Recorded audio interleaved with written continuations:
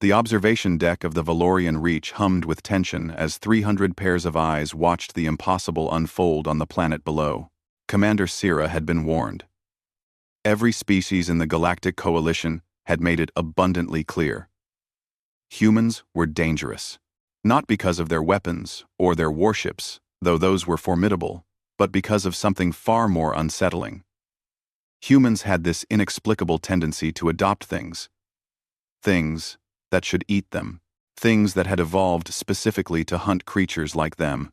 And now, on the forest moon of Kellara 9, Sira was about to become another data point in that disturbing pattern. The away mission had been routine.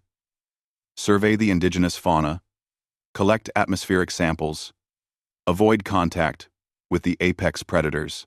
The Kir were magnificent creatures, scaled hunters the size of shuttlecraft, with triple rows of serrated teeth and claws that could shear through reinforced hull plating. They were also critically endangered, which was why the Coalition had placed Kellara 9 under strict observation protocols. No interference, no contact, especially not with humans on the team. But plans, as Sira had learned in her 15 years of exploration, rarely survived first contact with reality. The juvenile Kir had been injured, separated from its pack during a territorial dispute. It couldn't have been more than 6 weeks old, though even at that age it stood nearly 2 meters tall. Its scales, which would eventually mature into an obsidian armor, were still soft and mottled green. One of its hind legs dragged uselessly behind it, clearly broken. The creature had stumbled into their camp just after dawn, bleeding and exhausted. "Stay back," Lieutenant Commander Vox had ordered, his thalaxian vocal sacs inflating with alarm. "Injured predators are the most dangerous." The other team members had immediately retreated to the shuttle. Weapons raised, but not aimed. Coalition protocols were strict about harming protected species. Even in self-defense, there would be inquiries, reports, potential court-martials. But Sira hadn't moved. She had simply stood there, watching as the juvenile Kir dragged itself forward. Its golden eyes locked on her with an intensity that should have triggered every survival instinct in her mammalian brain. Its mouth opened, revealing those terrible teeth, and it made a sound not quite a roar, more like a desperate, keening cry. On the Valorian Reach overhead, Fleet Admiral Korthos gripped the edge of his command console. "Get her out of there," he growled. "Sir, if we intervene," his tactical officer began. "I know the protocols," Korthos snapped, but his tendrils were coiled tight with anxiety. Humans were valuable members of the Coalition, despite their oddities. Losing one to a preventable wildlife encounter would mean endless diplomatic complications. Below, Sera had begun to move. She dropped to one knee, making herself smaller, less threatening. Her hands were raised, palms forward, a universal gesture of peaceful intent that somehow, impossibly, seemed to work across species barriers when humans did it. "Hey there, big guy," she said softly. "That leg looks pretty bad, doesn't it?" The cur cub, because that's what it was. Really. Just a baby, despite its size, took another lurching step forward. Its breathing was labored, its scales slick with blood and mud. "Sarah, for the love of the Founders, get back to the shuttle," Vox called out, his voice cracking with fear. She ignored him. The cub was close enough now that she could smell it, a sharp, reptilian musk mixed with the copper scent of blood. It lowered its massive head, and for a moment, everyone watching was certain they were about to witness a tragedy. Then the impossible happened. The Kir cub reached out with one of its foreclaw appendages, a gesture that xenobiologists had documented as a pre-strike threat display. Except, there was no aggression in the movement. The cub was trembling, its golden eyes glassy with pain and fear. It was reaching for her.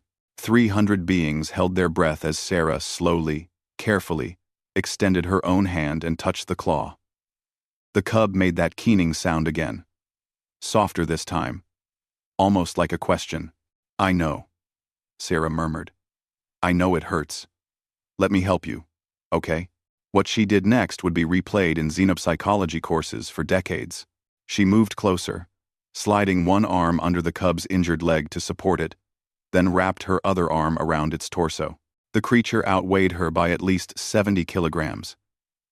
But human skeletal structure, for all its fragility, had leverage advantages. With a grunt of effort, she lifted the cub enough to ease the weight off its broken leg. The cub's head swiveled toward her, jaws opening wide, and then it did something that made every scientist on the observation deck frantically start recording. It began to purr, not exactly like an earth cat, but close enough that the intention was unmistakable. A deep, rumbling vibration that emanated from its chest cavity. A sound that evolutionary biologists would later determine was typically reserved for littermates and parental bonding. Sira smiled, that peculiar human expression that showed teeth but somehow conveyed warmth instead of threat. There you go. See? Not so scary. Am I? She began walking slowly toward the shuttle, supporting the massive predator like it was nothing more than an injured puppy. The cub limped alongside her, its head occasionally dipping to press against her shoulder.